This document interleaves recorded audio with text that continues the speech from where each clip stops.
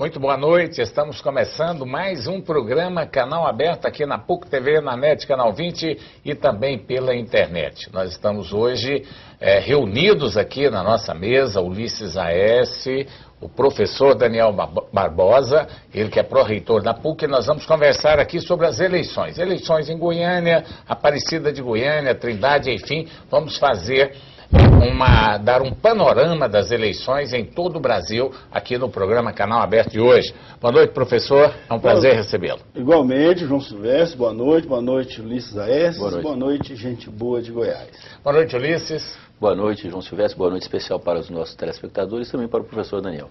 Bom, nós vamos começar falando sobre as eleições aqui em Goiânia. Paulo Garcia foi reeleito prefeito, ele que obteve 57,68% dos votos, liquidou a fatura no primeiro turno, um total de 349.335 votos foram apurados para ele, para ele que foi o vencedor. Em segundo lugar ficou Jovair Arantes com 14,25%, cerca de 86.287 votos. O Cimeizon, ele obteve 10,75% dos votos, 65.108 votos. Elias Júnior, 10,22%, 61.930 votos. A Isaura Lemos, 3,34%, cerca de 20.210 votos. Professor Pantaleão, do PSOL, 3,16%, obteve 19.130 votos. José Neto, do PPL, obteve 0,31%, 1.894 votos. E o Rubens Donizete, com 0,30%, 1.792 votos. Professor Daniel Barbosa, surpresa o resultado ou foi tudo dentro daquilo que era previsto? Não, tudo dentro daquilo que era previsto, né? As pesquisas vinham indicando aí, principalmente as últimas pesquisas, que o Paulo Garcia ganharia de repente no primeiro turno, como ficou confirmado. No início já sabia, inclusive houve dificuldade até mesmo de se achar candidato para disputar o pleito com ele, né?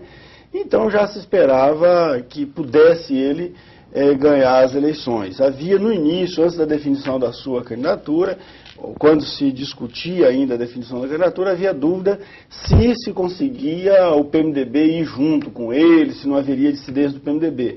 Mas a partir do momento que o PMDB fechou mesmo a candidatura do Paulo Garcia, isso eu acho que se resolveu e ficou muito claro que ele tinha todas as possibilidades de ganhar, já que não haveria concorrente para ele, em função de muita coisa que aconteceu aí.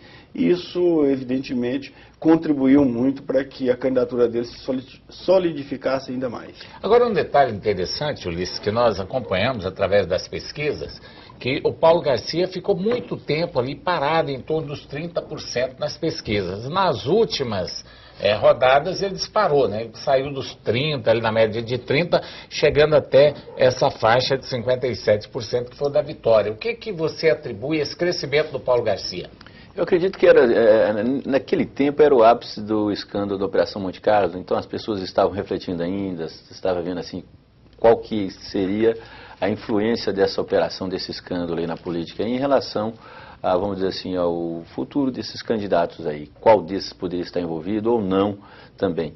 E o Paulo saiu ileso, tranquilo, tudo, então naturalmente que é um crescimento.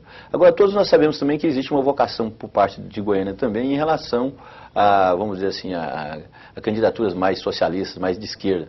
Né? Todos nós sabemos que até hoje Goiânia, vamos pôr nessa prática moderna da democracia nova, recente, PSDB, PMDB e PT. É a terceira vez que, de fato, o PT consegue eleger um representante no Paço Municipal, ou seja, na Prefeitura de Goiânia.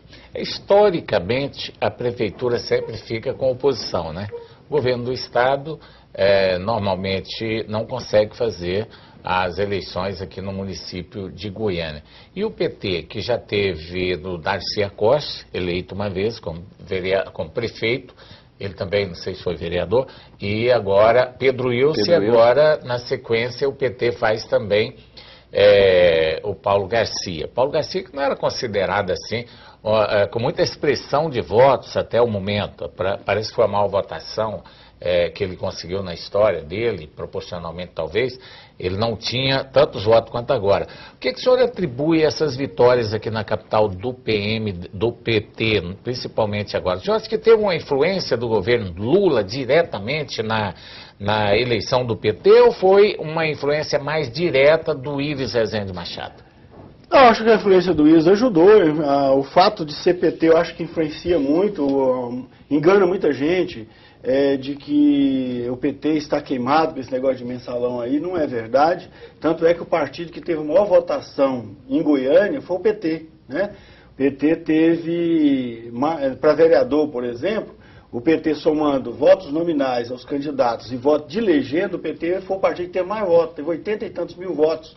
O PMDB veio em segundo lugar com 71 mil votos. O PMDB elegeu mais vereador porque teve mais votos nominais. Mas o PT teve mais votos, foi a legenda que teve mais votos. Então, e só a legenda teve quase 20 mil votos em Goiás, contra o PMDB, que foi em segundo lugar com 2 mil e poucos votos.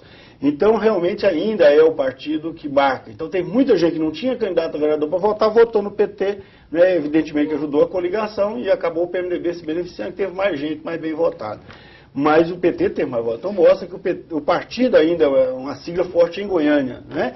O Lula também é uma pessoa importante. A Dilma também está com uma avaliação extremamente positiva do governo dela. Tanto é que vários candidatos tentaram usar a imagem dela aqui em Goiânia, no interior.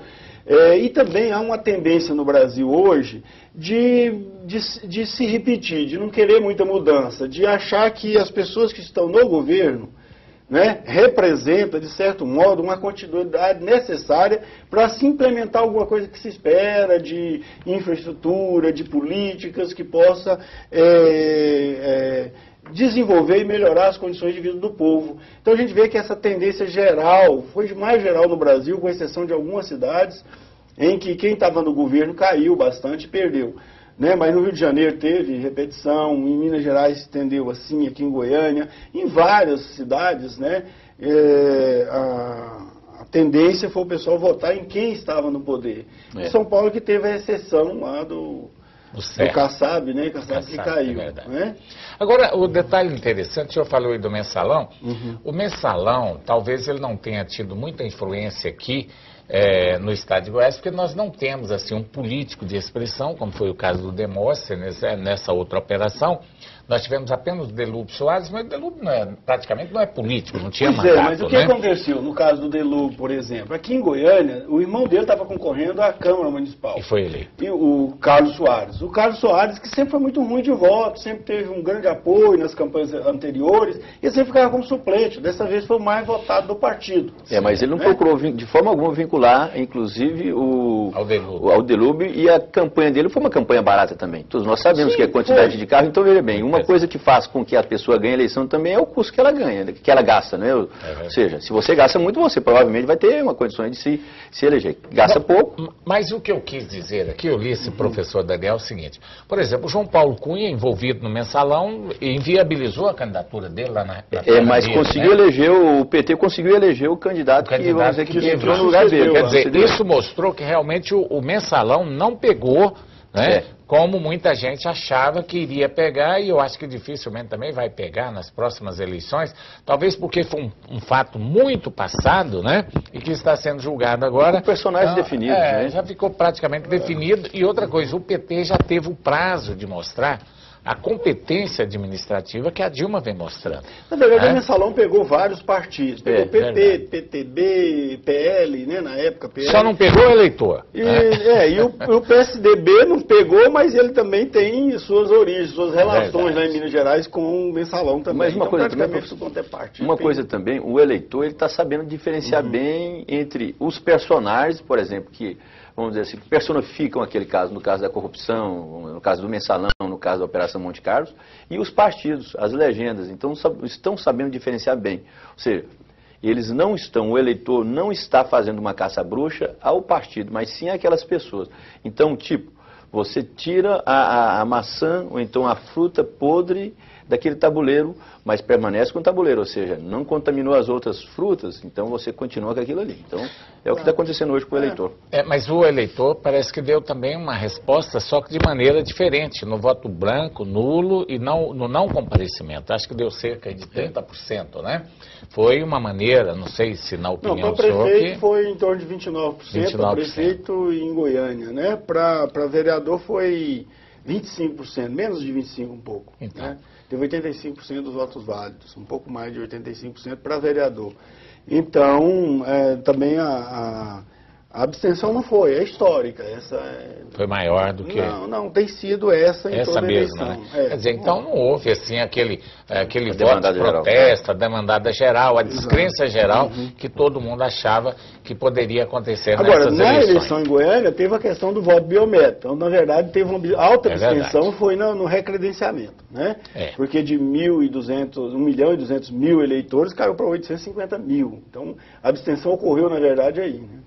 Muita gente às vezes fugiu de Goiânia para não fazer o biométrico, preferiu transferir o voto para Aparecida ou para outras regiões e acabou que essa votação biométrica acabou filtrando também, né, Ulisses? Porque hoje o eleitor que vota aqui em Goiânia, sem sombra de dúvida, é aquele que mora em Goiânia, que está vivendo em Goiânia, então ficou melhor, até mais justa essa eleição. Detalhe interessante também dessa eleição é que muita gente acreditava aí na possibilidade, principalmente os adversários de Paulo Garcia, de um segundo turno. Mas as pesquisas já vinham indicando, né, e eu acho que nesse quesito as pesquisas até acertaram, né, Ulisses, que não só aqui na Grande Goiânia, ligada principalmente a Aparecida e também a Anápolis. Nós vamos para um intervalo comercial, daqui a pouco estaremos de volta analisando aqui a nova Câmara Municipal de Goiânia, vereadores que vão tomar posse no ano que vem. Por enquanto, até dia 31 de dezembro, tudo fica como está. Até daqui a pouco, depois do intervalo comercial.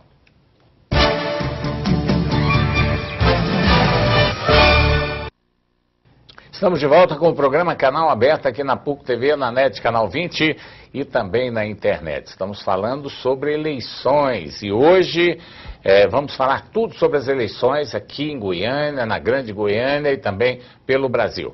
O prefeito Paulo Garcia teve uma reunião com os novos vereadores, aliás, com todos os vereadores. Nós vamos agora ver essa reportagem aí do Douglas Branquinho. Sexto andar do Paço Municipal.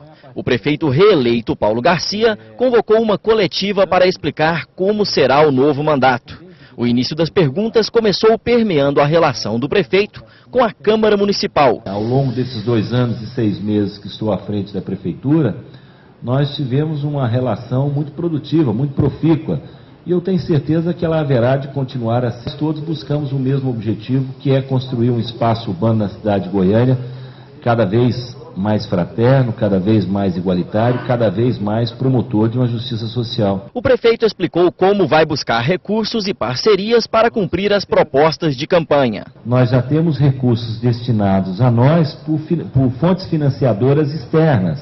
Nós temos os recursos orçamentários e o extra-orçamentários e vamos buscar mais. Nós temos uma relação com o governo federal, que é uma relação republicana e democrática. Paulo Garcia ainda disse ter planos para o transporte coletivo. Nós vamos implantar todos esses corredores, mais de 100 quilômetros de corredores, sendo que 2 deles nós já temos os projetos prontos, da T7 e da T9.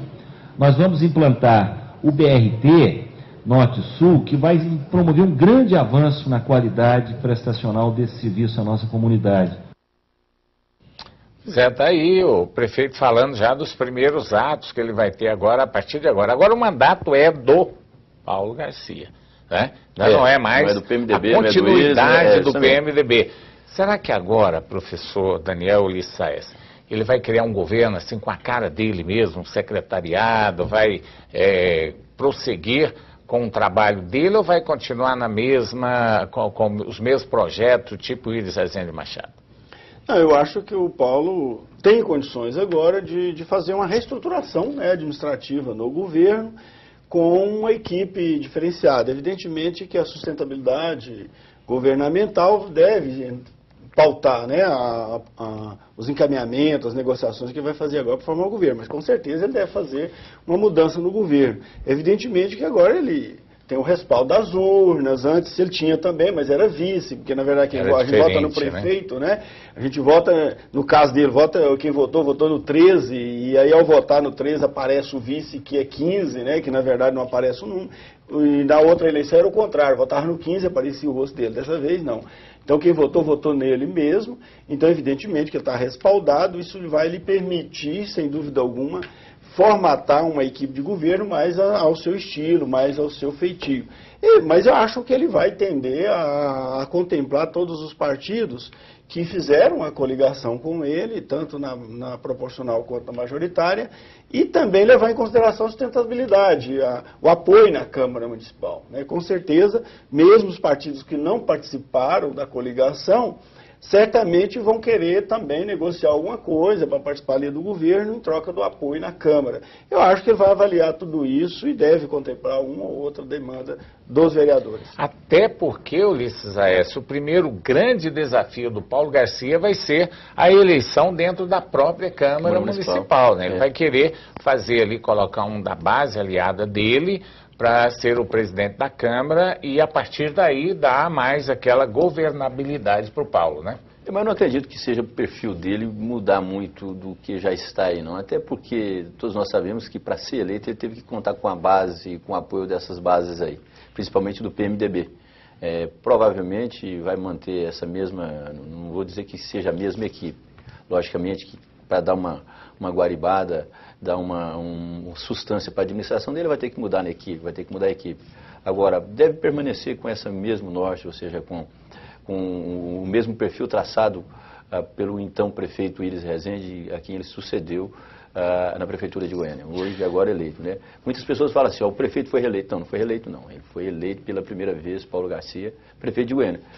De fato, ele seguiu a sequência de uma administração do prefeito Iris Rezende, que deixou a administração para que ele assumisse, já que Iris era candidato ao governo do estado de Goiás. Mas, para todos os efeitos, esse é um segundo mandato, né? O segundo mandato. Ele não pode ser candidato à reeleição agora, no final do mandato. E a tendência do Paulo, eu acredito até que o Paulo deverá continuar, né? Manter esses 4 anos de governo, que vem agora pela frente, não deverá sair para ser candidato a governador, conforme muita gente achava, até porque o compromisso agora, se não me engano, é o PMDB lançar o candidato ao governo do estado e o PT naturalmente lançar um candidato a vice, né, fazendo assim a dobradinha que deu certo na primeira com o Iris, Paulo Garcia, agora Paulo Garcia com o vice do PMDB e futuramente invertendo as posições, que parece que é isso aí que está acordado dentro do partido. Eu acho que tem alguns fatores que vão influir na formação da equipe dele.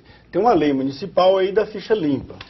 Certo? Isso certamente vai ter que ser aplicado agora, e eu acredito que ele vai querer aplicar isso até para não ter problema aí com o Ministério Público e com a própria Câmara. Tem também a questão de suplentes. Tem suplentes com perfil muito parlamentar e tem vereador com perfil mais administrador. Então, muito provavelmente, ele vai pegar algum vereador para o governo para promover algum suplente, né, como vereador que poderia o ajudar muito na Câmara. É verdade, é uma composição que é natural que ocorra, né? Essa de colocar alguns vereadores em cargo. O Paulo Borges, por exemplo, foi secretário de obras da prefeitura, né? E outros aí, a Célia Valadão também ocupou cargo no governo, poderá também voltar ao cargo que ela ocupava, abrindo assim espaço para alguns suplentes que naturalmente interessam, né? Vou citar só um exemplo aqui, o Virmontes Cruvinel, ou seja, foi o que mais teve a maior votação na capital, jovem, né? Tem demonstrado assim, uma vitalidade muito grande e também uma habilidade, além de articulação, às vezes também até administrativa, porque para conseguir ter a votação que ele teve, ou seja, na frente desses veteranos como Clécio Alves, o próprio Paulo Borges, o próprio Anselmo Pereira, ou seja, mostra que é um vereador que tem um perfil diferente desse, às vezes mais dinâmico, e provavelmente o prefeito, se ele quiser aproveitar, quiser dar um dinamismo para ele, vai ter que aproveitar pessoas com esse perfil. Nesse caso aí eu não acredito, porque ele faz parte da base do governo, né? Ele é do PSD, e dificilmente o Paulo iria colocar alguém ligado ao governo que não seja da sua base. O PSD não é da base do governo de Paulo Garcia. O Virmontes Cruvinel obteve 8.572 votos, foi o mais votado. Em segundo lugar ficou o Clécio Alves, do PMDB, com 8.498, Rogério Cruz, do PRB, também foi eleito com 7.774, Paulo Borges em terceiro lugar. Não vou falar a votação aqui não, porque é muita gente, vai falar só os eleitos.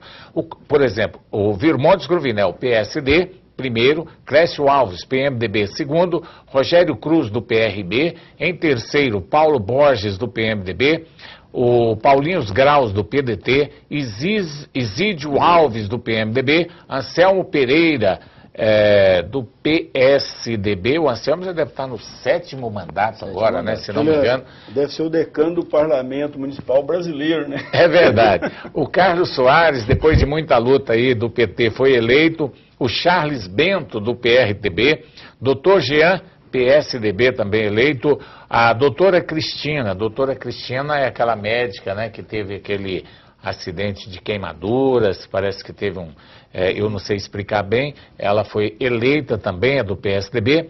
Denício Trindade, outro que já era vereador, me parece como suplente, né? Agora ele entrou de vez. Tairone foi eleito, ele do PT. O Giovanni, do PSDB. Pedro Azulão Júnior, do PSB.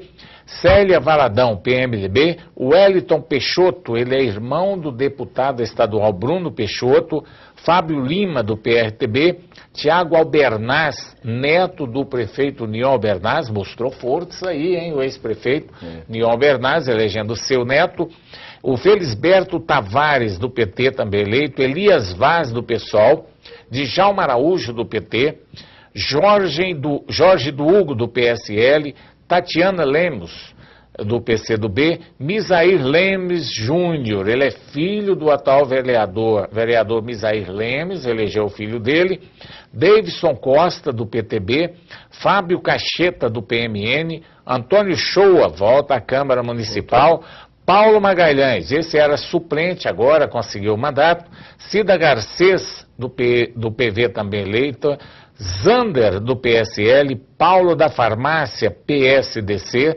Edson Automóveis, volta também à Câmara, ele já foi vereador, Dr. Bernardo Ducais, do PSC, e o Divino Rodrigues, do PSDC, eleitos, está aí, os 36 vereadores eleitos, 35 vereadores eleitos. O João Silvestre, o Felisberto Tavares, que aparece aqui, né, ele é novato também no PT. Ele foi candidato a deputado estadual por outro partido, ele foi presidente do sindicato da Polícia Rodoviária Federal, depois deixou e foi candidato a deputado, teve aproximadamente essa quantidade de votos aqui, não foi eleito. Agora só para vereador praticamente garantiu a votação que ele teve para estadual e está eleito aí, é mais um candidato do PT que foi eleito.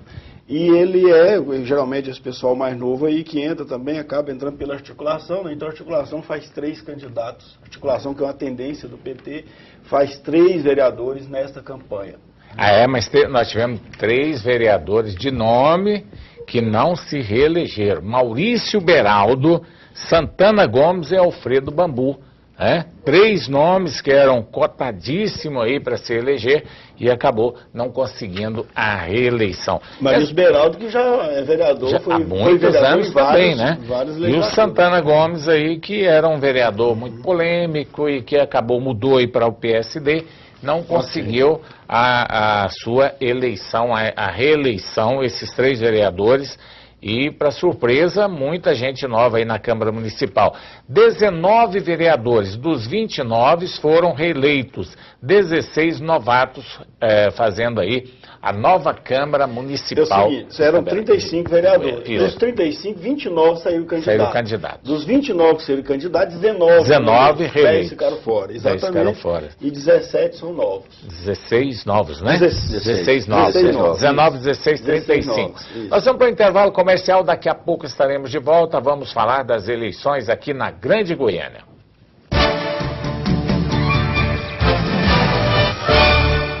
Estamos de volta com o programa Canal Aberto aqui na PUC TV, na NET Canal 20 e também pela internet. O Ulisses A.S.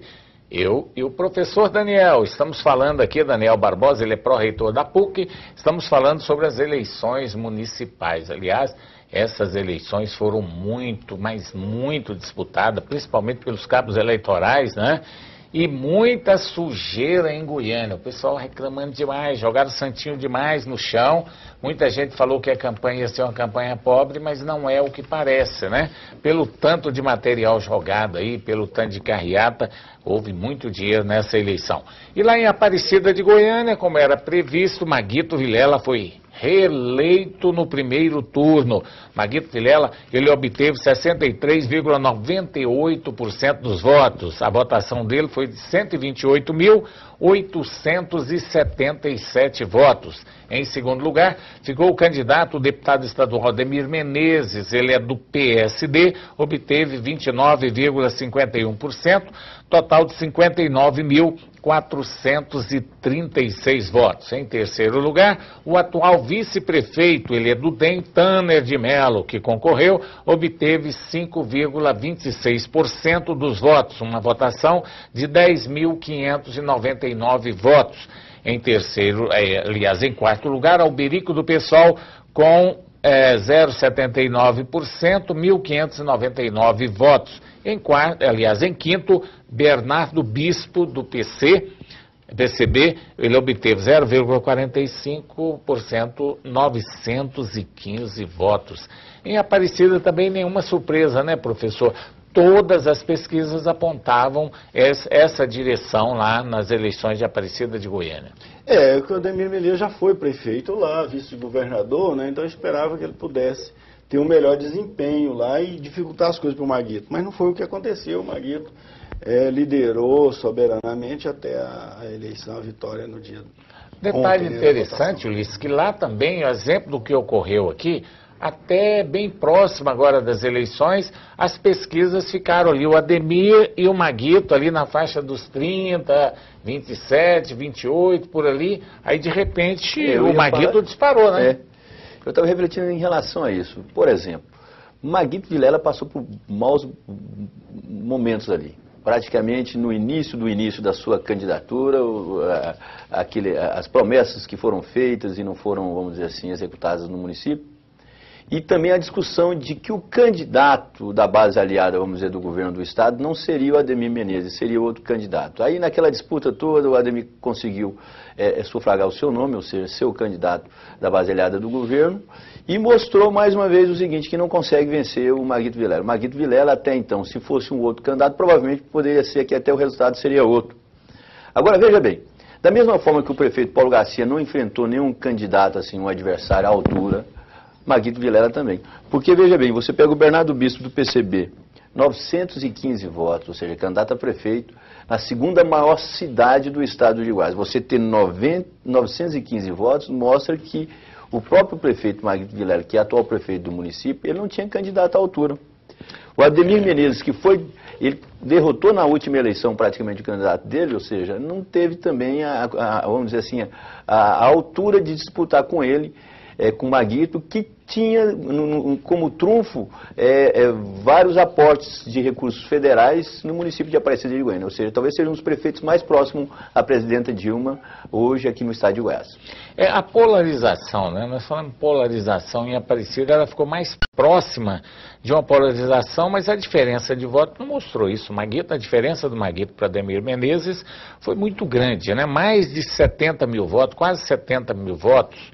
A diferença, quer dizer, o dobro da votação, na verdade, ficou longe de polarizar aí, né, professor? Na verdade, o fato do governo do estado não ter conseguido fazer um contraponto com o governo federal, essa polarização não aconteceu. Né? Porque o governo ele foi ausente. O governador, o governador ele entrou na campanha do Jovair aqui no último dia, na última semana, e assim mesmo em alguns casos de forma bem discreta. Não houve realmente um discurso, um projeto diferente de governo que pudesse contrapor um projeto nacional para que os candidatos pudessem daí, né, gerar uma polarização da disputa. E uma coisa, professor, é bom ressaltar que em Goiás queira ou não queira, existem duas grandes lideranças, ou seja, o Estado é polarizado em duas grandes lideranças, personificadas em Iris Rezende e Marconi Perillo. Exatamente. O Iris Rezende, por sua vez, ele trabalhou a campanha, ou seja, foi na campanha do Paulo Garcia.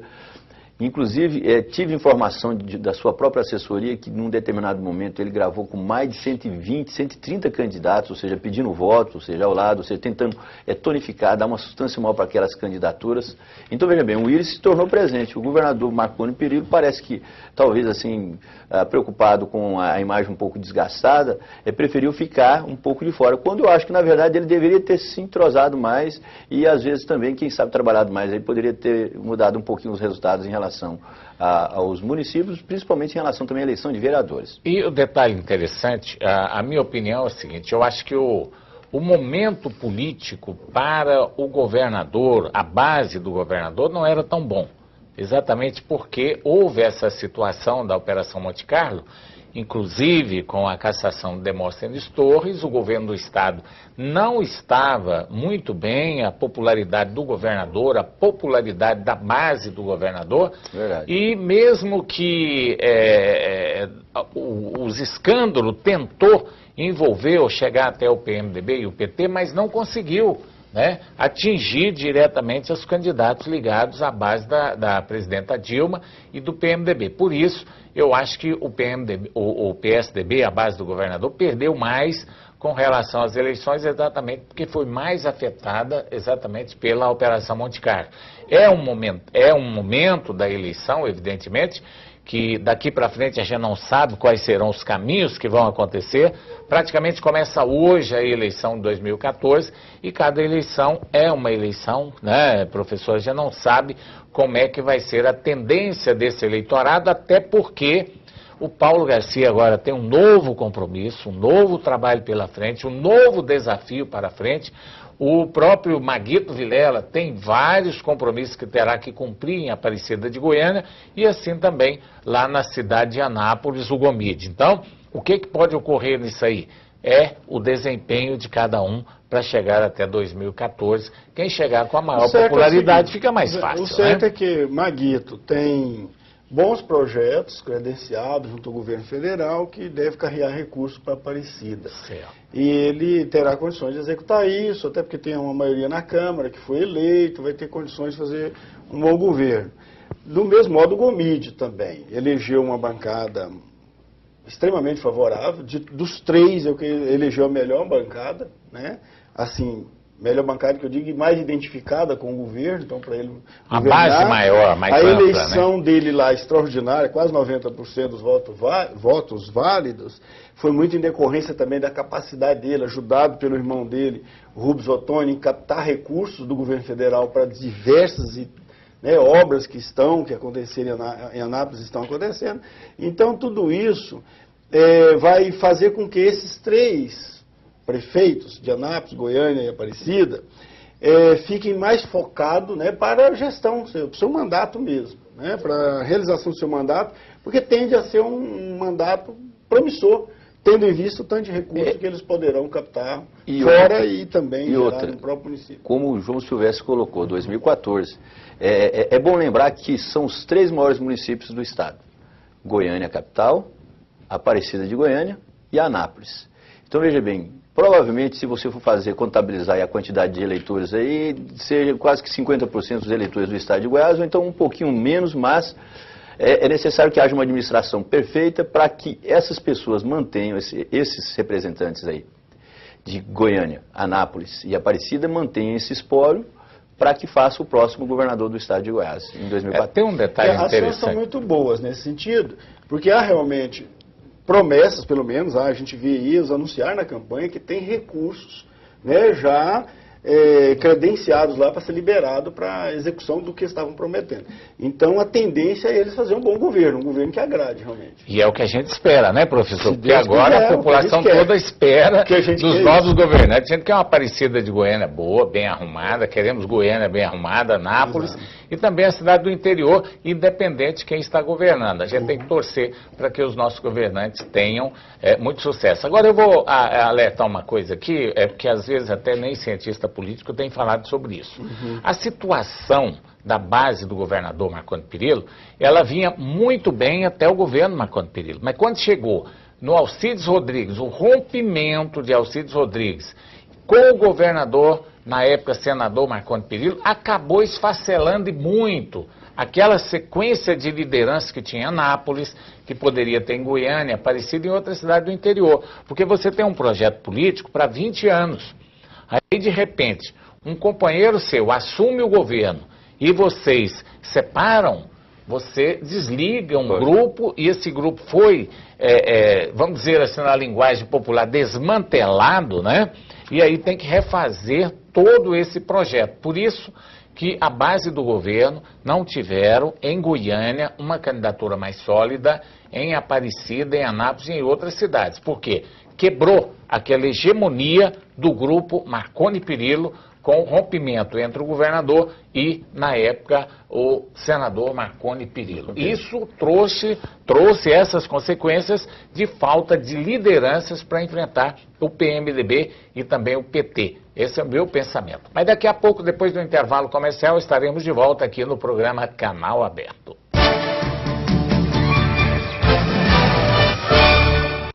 Estamos de volta com o programa Canal Aberto aqui na PUC TV, na NET Canal 20 e também pela internet. Hoje estamos aqui com o professor Daniel Barbosa, pró-reitor de administração, ele que é filósofo, né? E com Ulisses Aécio, jornalista do Diário da Manhã, fazendo aqui essa roda para a gente conversar sobre a política do estado de Goiás e principalmente analisando os resultados das eleições no estado de Goiás. Nós vamos então à Trindade, Jandarro, empresário de confecções, Ricardo Fortunato e Flávia Moraes, provocou muitas emoções, principalmente nas pesquisas eleitorais, né? Era aquela história, quem ganha e quem não ganha, e de repente o Jandarro, que era favorito, mas um favoritismo assim um pouco leve, no começo muito favorito, depois diminuiu um pouco, acabou levando a melhor. Jandarro foi eleito com 44,36%, 27.174 votos. Em segundo lugar, o Ricardo Fortunato, do PMDB, 30,79%, 18.859. E a Flávia Moraes, do PDT, ex-primeira-dama e deputada federal, obteve 24,85% dos votos, 15.221 votos. O Ricardo Fortunato, para mim, foi a surpresa, ficar em segundo lugar. Foi. Hã? Pois é, o Ricardo e a Flávia, eles compraram uma briga violenta lá com o santuário de Trindade, né? Com a construção do novo santuário. Eu acho que o pessoal é meio maluco, assim, comprar briga com o santuário, né? Ele se dispõe com a igreja lá em Trindade e no resto do mundo, né? Não, na capital da fé, né? Na capital da fé do estado de Goiás. Na verdade, Trindade é tudo o que é por causa da religião, de Trindade, né? Do santuário. É evidente, se a gente considerar aqui 24 mais 30, então 54% do eleitorado, dos votos válidos. De certo modo, não sei se foi por isso, mas eles tiveram a maioria dos votos. Como lá não tem segundo turno, por causa da quantidade de eleitores, o Jandarro foi eleito. Mas foi eleito com a bandeira de coalizão, de entendimento com o santuário, que é por aí mesmo, porque o que Trindade é hoje, e talvez o Jandarro com a visão, porque é uma pessoa que mexe com confecção, né, que trabalha com exportação, então tem uma visão diferente. Para ele, as pessoas que vêm a Trindade, é ótimo que venham mesmo, porque também é uma forma de gerar renda, não só para o santuário, mas gerar renda para a população. Representou o novo também, Exato. né? Já que a Flávia Moraes já foi primeira-dama, o marido dela foi prefeito, o Fortunato atual prefeito, e o Jandarro é a novidade da campanha, né, Ulisses? Que faz isso. Eu fico encabulado porque alguém resolve se dispor com a igreja, né? É louco, não tem juízo na cabeça. Em primeiro lugar, porque a igreja, ela tem ali em Trindade, vamos dizer assim, que é o principal fonte de renda, de turismo, o povo é muito religioso, o comércio todo vive em função da festa do divino, né? Então, veja bem, é uma coisa assim estranha mesmo o prefeito se expor. No caso, foi o Ricardo Fortunato no início. Depois, na campanha, a própria Flávia Moraes começou a tecer algumas críticas em relação à própria igreja, né? E o Jânio Darro, como um candidato, vamos dizer, mais equilibrado, mais sensato, acabou, né, se sobressaindo e se elegendo prefeito com grande folga em relação ao próprio segundo, que teve 30%, ou 44%, uma folga relativamente muito boa. Eu quero só lembrar aqui, nós falando de igreja, porque o pastor Valdomiro aí não conseguiu reeleger o Richard Nixon, né? Então não é toda a igreja que é forte, não. É forte a igreja católica, tá bom? Então vamos a Anápolis. Em Anápolis, o Antônio Gomides, do PT, eleito com 88,93%, 167.196 votos. Olha o segundo lugar, hein? Com todo respeito, né? Nós vamos falar aqui do José de Lima, do PDT. Ele obteve 3,62%, 6.810 votos. Que diferença astronômica. Mas agora o Wilson Oliveira obteve 5.978, o Elismar obteve 4.788 e o Gerson 3.236 votos. Mas é bom ressalvar que o próprio Antônio Gomides não teve adversário em Anápolis.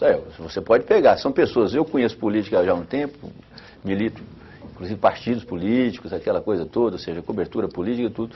Nunca ouvi falar desses candidatos aí. Então, o Antônio Gomides teve uma facilidade muito grande. Não vou tirar o mérito dele não, até porque eu conheço, foi uma pessoa que conseguiu ser prefeito de Anápolis assim, com toda humildade, principalmente isso, humildade e responsabilidade.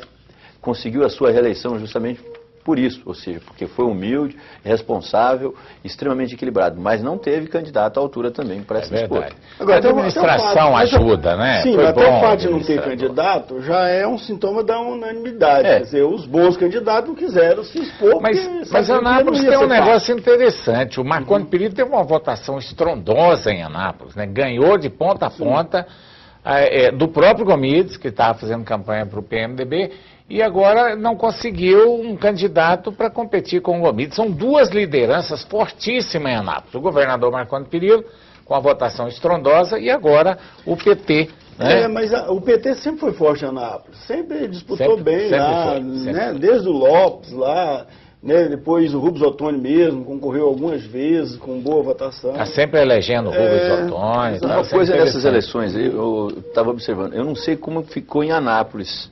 Mas, por exemplo, eu estava fazendo assim, computando aqui, pela lista dos vereadores eleitos em Goiânia, o prefeito Paulo Garcia vai ter tranquilidade, ou seja, vai ter aquela governabilidade, porque parece-me que quase todos aqui são aliados dele, ou seja, uma boa parte aqui. Né? O prefeito de Aparecida, Marguito Vilela, pelo que eu ouvi falar e pela análise também, ele não tem a maioria, ou seja, vai ter uma dificuldade de governabilidade, vai ter que fazer acordos, parcerias para ver se consegue ter uma administração saudável. O Antônio, eu não sei como é que é o caso. O legislativo não é muito difícil negociar. Lá em Anápolis são 23 vereadores eleitos. O PT elegeu 5 lá, e a base, e os outros partidos, PMDB, Partido da Base Aliada, elegeram quase que o restante. Parece que só tem um do PSDB lá. Só um do contra lá. Que possivelmente não vai ser do contra, que vai acabar também fazendo o entendimento. Aquela história de uma andorinha só não vai fazer verão, né? Não vai atrapalhar o Antônio Gomides. Esperamos que ele realmente faça aquela administração que todos esperavam. O Eduardo Paes, no Rio de Janeiro, 64,60%, liquidou também, é o novo governador lá do Rio de Janeiro. Novo prefeito. O novo prefeito, aliás, o Marcelo Fleischl, do PSOL, 28 mil. Já está prevendo, mas ele não vai chegar lá não, viu? Para governador, não sei não, a coisa ainda muda muito lá no Rio de Janeiro, mas foi eleito prefeito, 64,60% dos votos. Olha a votação do prefeito, 2.097.733 Agora, votos. O credencia ser candidato ao governo do Estado, né? Claro, um Estado grande, importante, reeleito, né? Tudo. E pode ser realmente. Agora, eleição com muita emoção, principalmente aquela da pesquisa, né? Uma grande rede de televisão mostrou 26-26, o Russomano, o Serra e o Haddad. E acabou, estava empatado tecnicamente, a pesquisa errou, né? Porque deu 30% para o Serra, 28% para o Haddad e 21% para o Celso Russomano. Tá, mas aí a pesquisa tinha mostrado no sábado o Russomano caindo. Estava caindo, certo? né? E o Haddad e Serra subindo. e o Haddad subindo um pouco mais rápido que o Serra.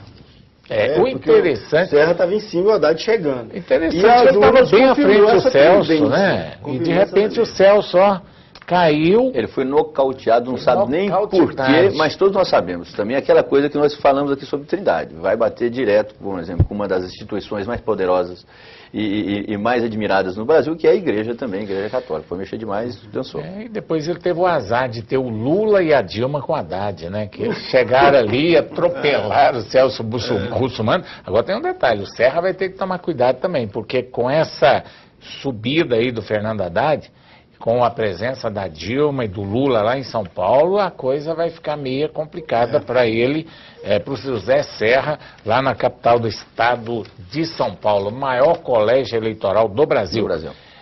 Em Belo Horizonte, o Márcio Lacerda, do PSB, foi reeleito também no primeiro turno. E veja bem, a Dilma e o Lula não conseguiram transferir voto para o Patros Ananias, que era o candidato lá que disputava com o Márcio Lacerda. Para você ver como que são as Nem coisas. Nem o Recife também. É verdade. Bom, nós tivemos em Caldas Novas o Magal, favoritaço lá, né? Ganhou a eleição. Tivemos em Jataí Humberto Machado reeleito, ele que é do PMDB. Tivemos em Umas o Diógenes, doutor Diógenes, esse Diógenes realmente surpreendeu lá em Umas as velhas lideranças, né? E acabou sendo eleito. Em Catalão, a situação em Catalão, Ulisses, não aparecem os votos do Jardel Seba. Ele foi eleito, mas está sob júdice. O Adib, então, até o momento é o prefeito até o momento de ele Catalão, é considerado pela né? Justiça Eleitoral como prefeito eleito. Agora, depende o processo que o Jardel está sendo vítima dele, deve ser julgado em novembro. Até lá vai ficar esse impasse aí. Quem é o prefeito de Catalão? Provavelmente, pelo que eu ouço aí, dificilmente o Jardel consegue ganhar esse processo em Brasília. Vamos esperar, né? Na última instância. Vamos ver, né? Isso aí depende da Justiça Eleitoral.